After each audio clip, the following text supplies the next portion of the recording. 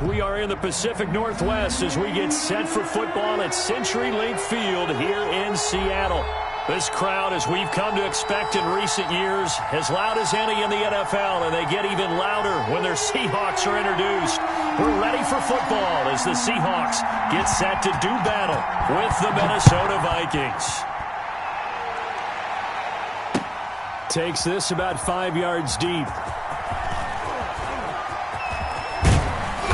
And beyond the 20, but not by much. In fact, just a yard pass there to the 21. 22-yard line.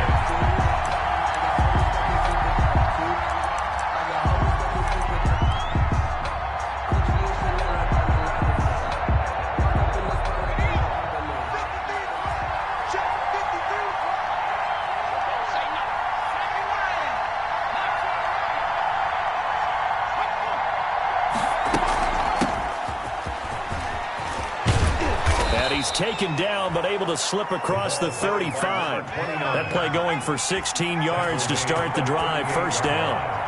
A gain of 16 yards. First down, Minnesota. They'll look to throw here. Looking for his running back, and he's got him.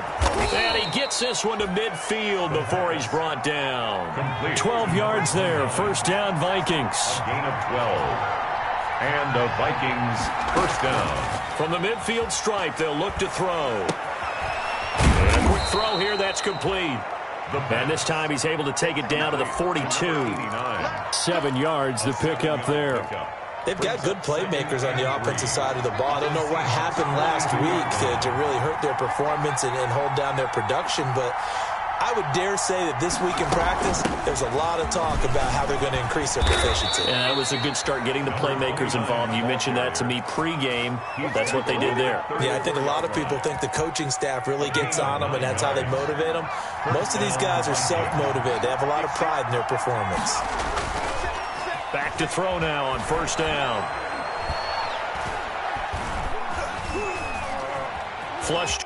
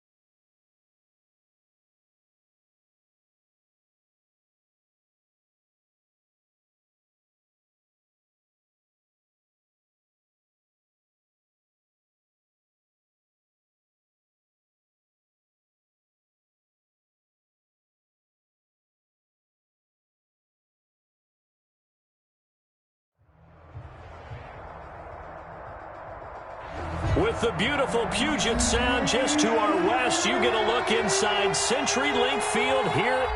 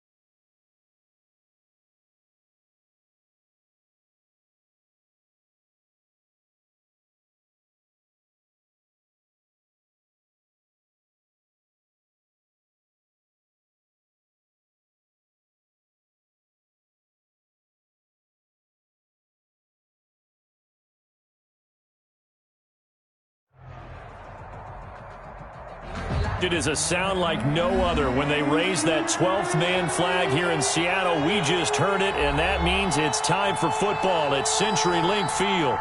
These folks love their football in Seattle. This was the scene a moment ago as the home squad came out of the tunnel, and it was just absolutely deafening in this building. They're set for football, so are we, as the Seahawks get set to match up with the Minnesota Vikings. Now a crease here as he's past the 30. And a nifty return there all the way across the 40. But that return gives him a golden opportunity to go out in front. How will the defense respond after giving up that type of a return?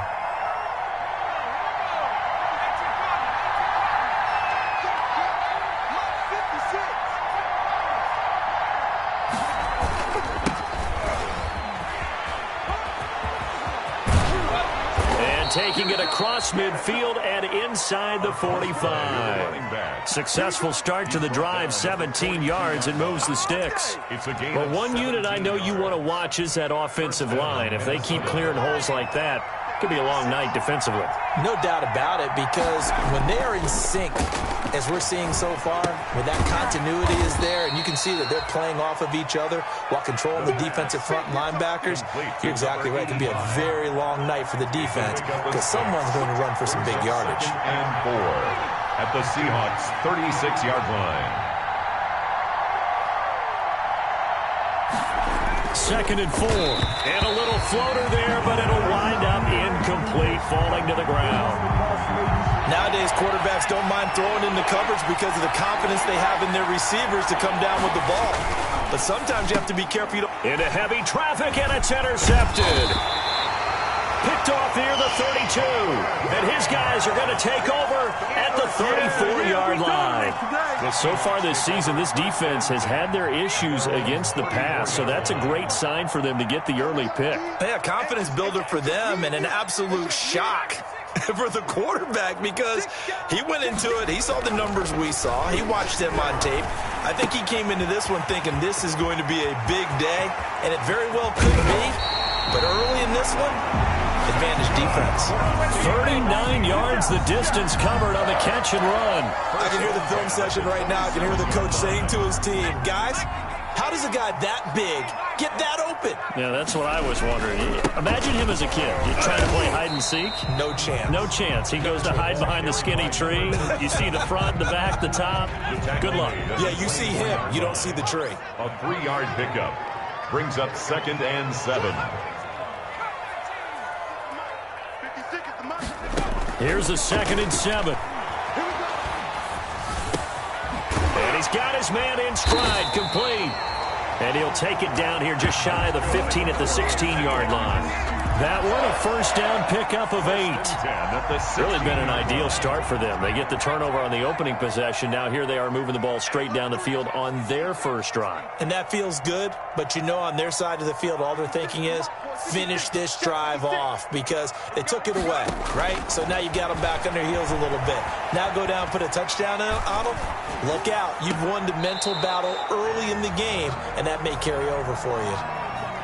Got out of the pocket. Didn't look like he had anybody open, Charles, so just gets rid of it. And a good play by him. If no one's open and you don't have a running lane that you want to take, make the right choice. Get rid of it. Live to fight another down.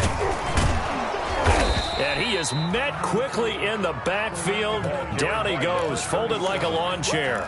It'll go as a loss of a yard, so now they deal with 3rd and 11. An extra defender in the secondary for the Vikings here on 3rd down. Now back to throw. He's going to find his running back. It's complete. And he is in for the Seattle touchdown. A great play there. Hitting double digits with his 10th touchdown of the season. And the Seahawks have taken a first quarter lead. And this will give the Seahawks a 7-0 lead. Makes the score Seahawks 7.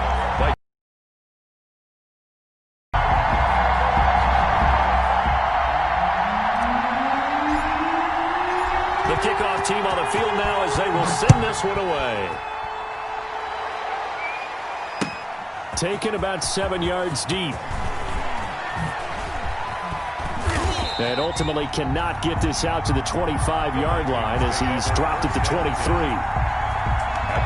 Here are the Vikings now to start their next drive. They had the interception last time. It led to the opening touchdown. So now 7-0 the score as they... And he's going to have to eat this one as down he goes. Now following the sack, they'll look to make amends on a 2nd down and 17. And he'll give it here to his running back. And he goes across the 20 to the 22. It'll be a gain of about 5, but they're left with a 3rd and still about 12 to go. A quick burst there, and he nicely bit off a pretty decent gain. On 3rd down, he'll drop to throw. Now he'll dump it underneath to his running back, complete. And he'll be brought down at the 28, and that is well short of the first. That one good for only 6, and it leaves him with a 4th down.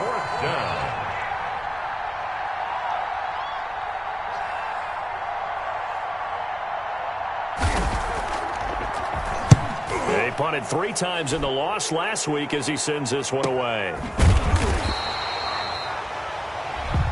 This is one of the dangers of going for the punt block.